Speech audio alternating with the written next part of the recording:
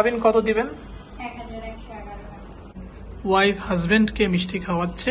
এইমাত্র হচ্ছে শাহিন ভাই এবং হচ্ছে শায়লা আপু একে অপরকে ভালোবেসে বিয়ে করলো। সবচেয়ে বড় ব্যাপার হচ্ছে তারা কিন্তু বিয়ে করার পরে প্রেম করবে সিদ্ধান্ত নিয়েছে। আমরা জানি যে আমাদের সমাজে প্রেমের নামে অষ্টামি চলে।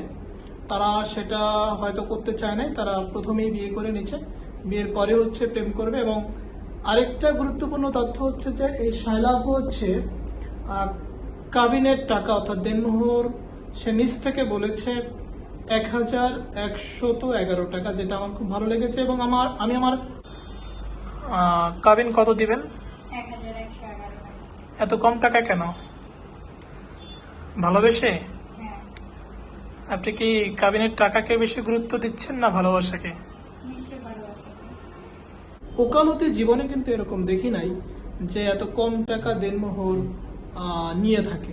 যাই হোক, আমরা মিষ্টি খাচ্ছি। শায়লা আপু এবং শাহিন ভাইয়ের জন্য দোয়া রাখবেন যে তারা যেন দীর্ঘদিন পথ চলতে পারে একে অপরকে ভালোবেসে।